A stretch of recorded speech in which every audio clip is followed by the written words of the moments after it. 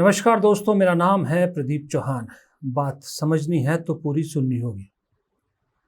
दोस्तों, एक नेता है, वो बिहार में माउंटेन मैन दशरथ मांझी के घर जाकर उसके परिवार से मिलता है। कच्चे मकान में उसकी टूटी चारपाई पर बैठकर उसका हालचाल पूछता है और उसी घर के बाहर एक छोटी सी बच्ची उसे मामा मामा कहकर पुकारती है। बाद में पता लगता है कि उस बच्ची से जब वो नेता, जिसका नाम राहुल गांधी है, वो बात करता है तो वो बच्ची डॉक्टर बनने की ख्वाहिश जाहिर करती है। और दूसरी तरफ एक और नेता है जो देश के प्रधानमंत्री हैं, नाम है नरेंद्र मोदी, जो चनाब ब्रिज पर, चनाब के पुल पर हाथों में तिरंगा लिए यूं लहराते हैं और उस तरह से उन्हें शूट किया जा रहा होता, रिकॉर्ड किया जा रहा होता है जैसे कोई फिल्मी हीरो, फिल्मी अभिनेता किसी फिल्म की शूटिंग कर रहा हो। ये फर्क देश के प्रधानमंत्री और देश के विपक्ष के नेता का नहीं है। ये फर्क दरअसल नेता और अभिनेता के बीच का है। कभी कभी मुझे लगता है कि मोदी जी गलत प्रोफेशन में आ गए। मैंने पहले भी कहा था कि अगर वो अभिनय के क्षेत्र में जाते तो शायद बहुत कामयाब होते।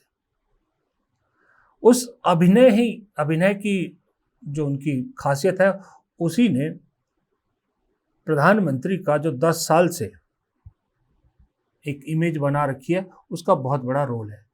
लेकिन असल जन समस्याएं नेता सुनता है, अभिनेता नहीं।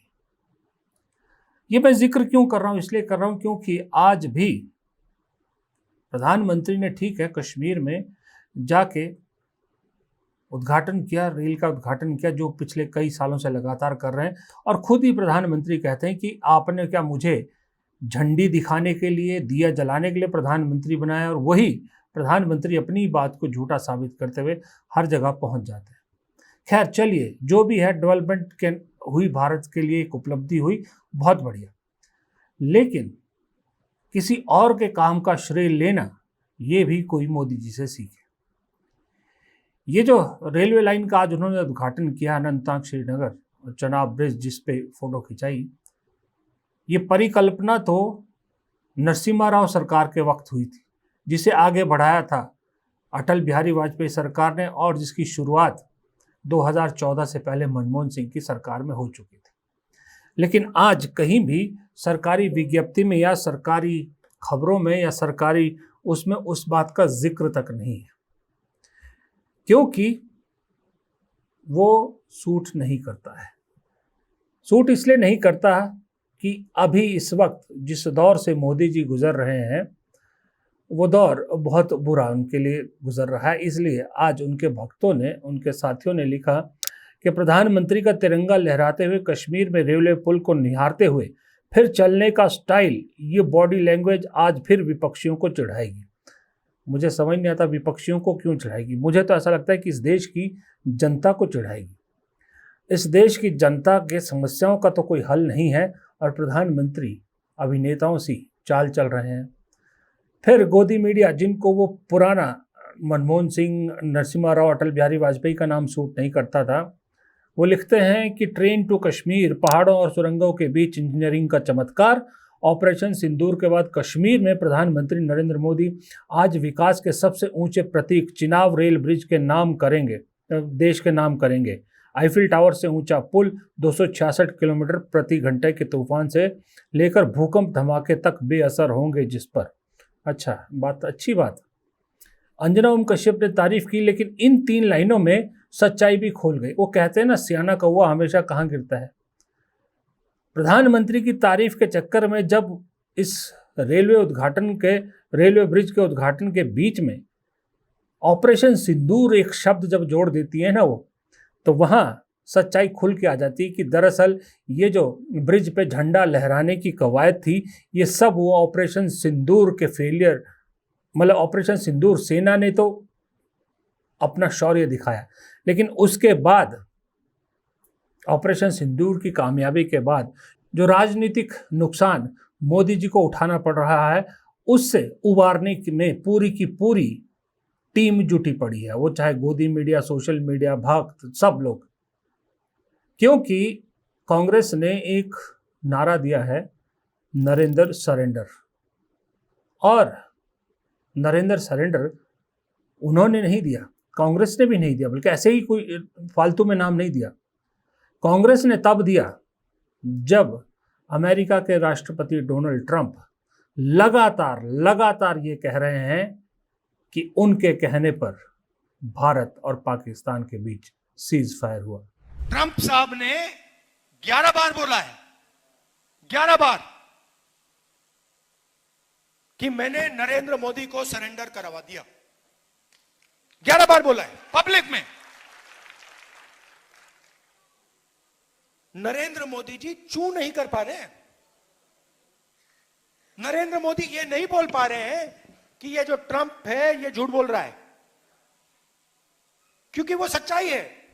अच्छा, राहुल गांधी ने ये नरेंद्र सरेंडर जब से बोला है तब से ज्यादा बीजेपी को चुभने लगा है। लेकिन आपको जानकर हैरानी होगी कि राहुल गांधी ने ये नरेंद्र सरेंडर अभी नहीं बोला, 2-3 दिन से तो ये वायरल हुआ है।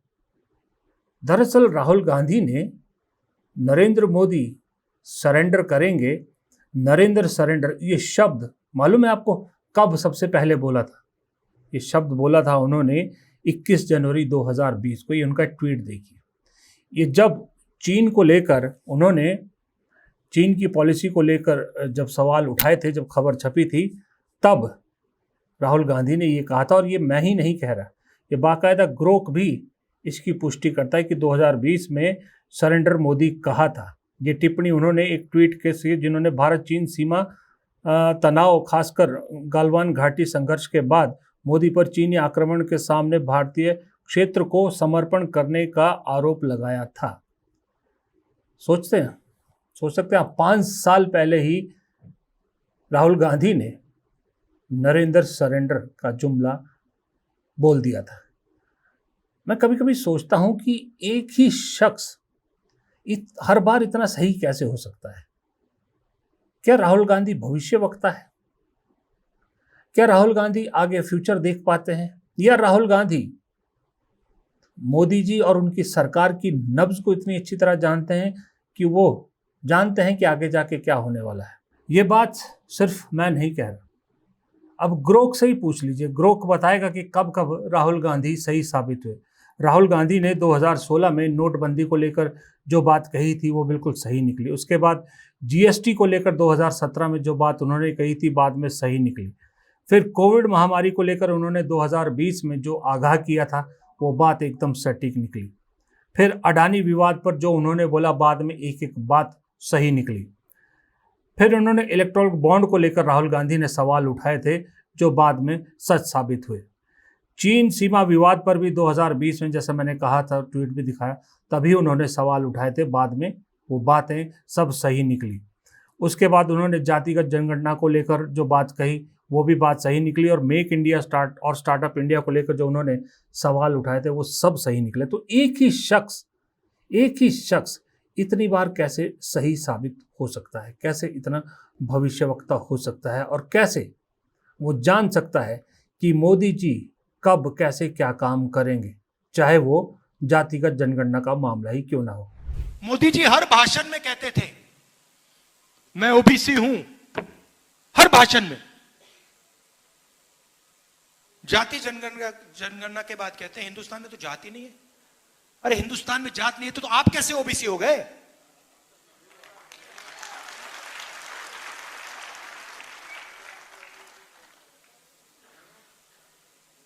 तो मेरा लक्ष्य है और आप सबका लक्ष्य है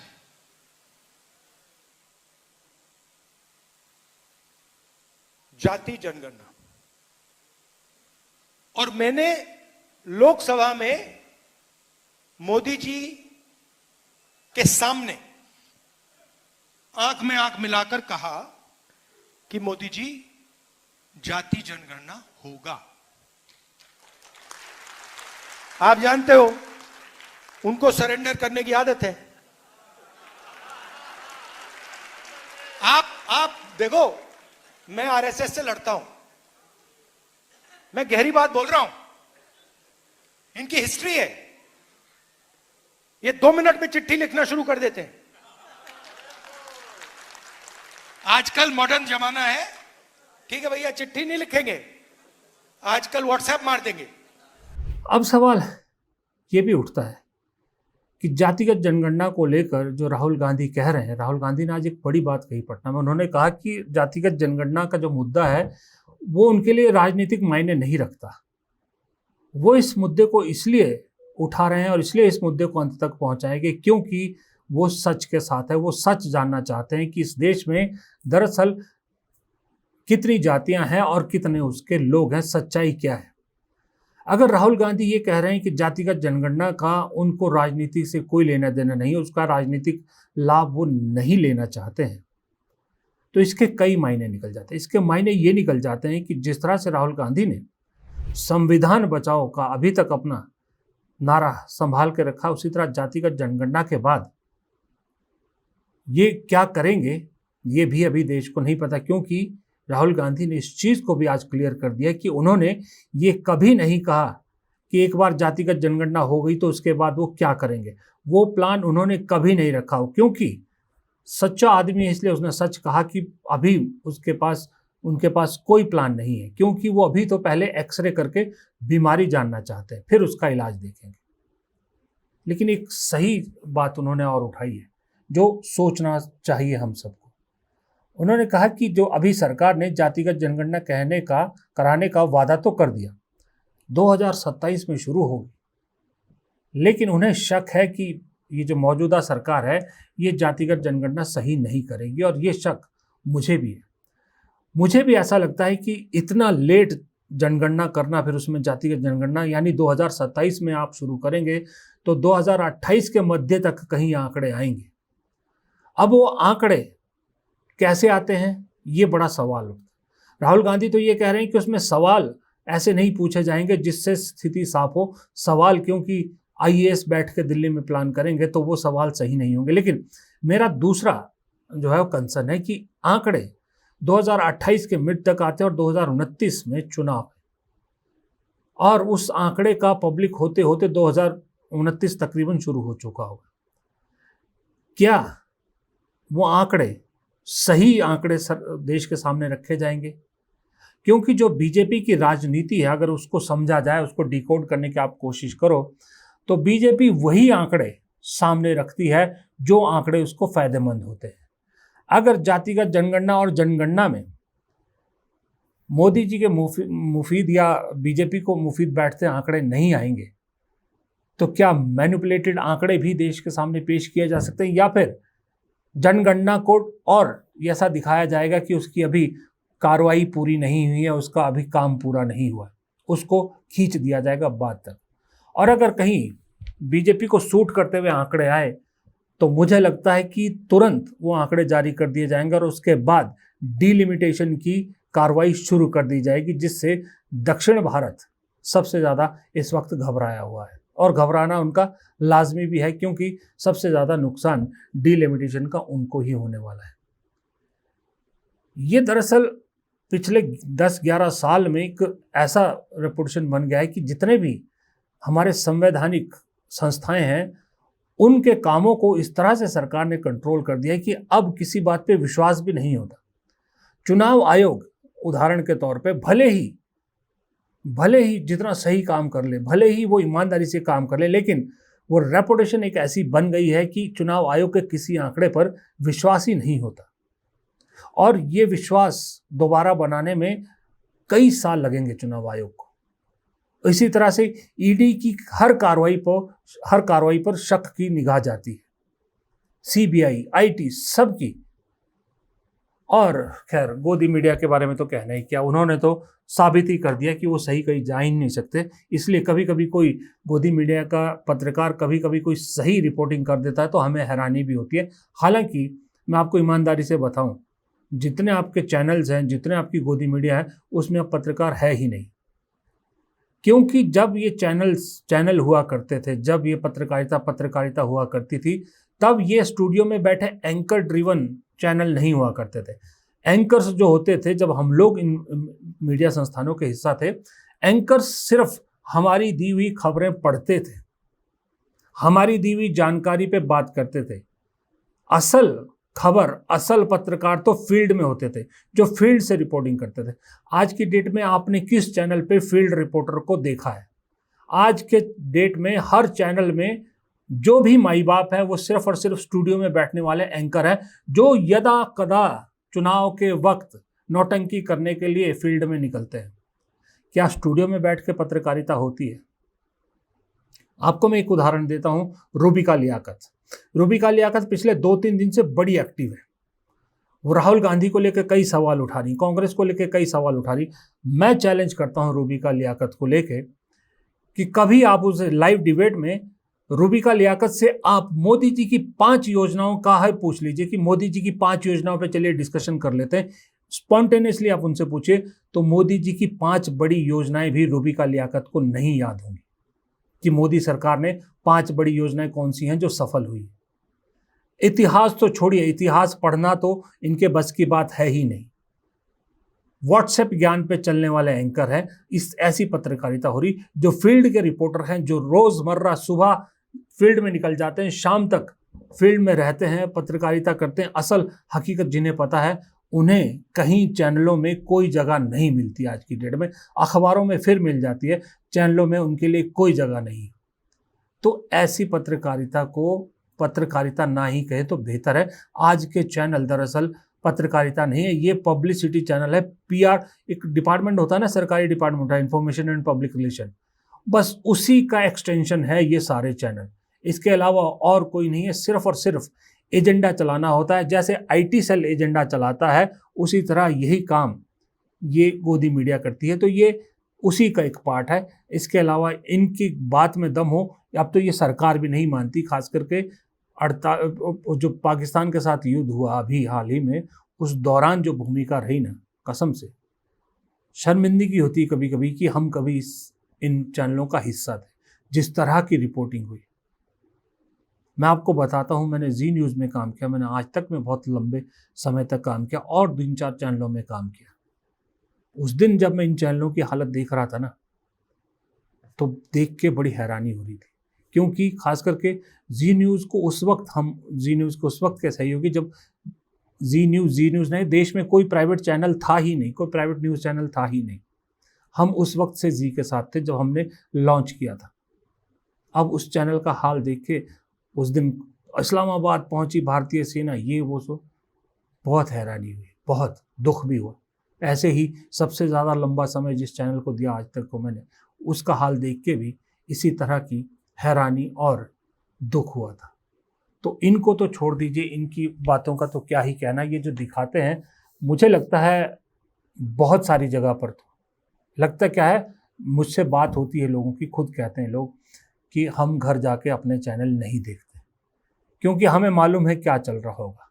एक तरफा सब कुछ चल रहा है, तो घर जाके ये उनमें काम करने वाले लोग भी उन चैनलों को नहीं देखते, तो आम जनता तो क्या ही देखेगी। खैर, बात नेता वर्सेस अभिनेता की कर रहा था, जन नेता वर्सेस अभिनेता की, तो वहीं ख़त्म करता हूँ। देखिए, मामा मामा राहुल मामा, ये एक शब्द और एक तस्वीर वो देखिए जब मोदी जी शायद कर्नाटक में कहीं बच्चों से बात कर रहे थे और बच्चे कंटीली तार के उस तरफ थे, दोनों के बीच में कंटीली तार थी। ये 2 तस्वीरें पूरी कहानी बताने के लिए बहुत है। इनके आगे शब्द कम है, इनके आगे कुछ और बोलने की ज़रूरत ही नहीं है। कहानी यहीं ख़त्म करते हैं और इस वीडियो को भी फ़िलहाल मैं यहीं ख़त्म करता हूँ। पसंद आया तो वीडियो को लाइक ज़रूर कीजिएगा, आपका लाइक बहुत मददगार होता है। और अगर चैनल सब्सक्राइब नहीं किया, प्लीज़ चैनल को सब्सक्राइब कर लीजिएगा। कमेंट बॉक्स में आपकी राय बड़ी महत्वपूर्ण है। बहुत अच्छी अच्छी चीज़ें आप हमें बताते हैं जो बहुत मददगार होती हैं, न सिर्फ वीडियो बनाने में बल्कि मेरी खुद की नॉलेज बढ़ाने में बहुत मददगार साबित होती है। ये प्यार अपना यूं ही बनाए रखिएगा, ये साथ यूं ही बनाए रखिएगा। नमस्कार।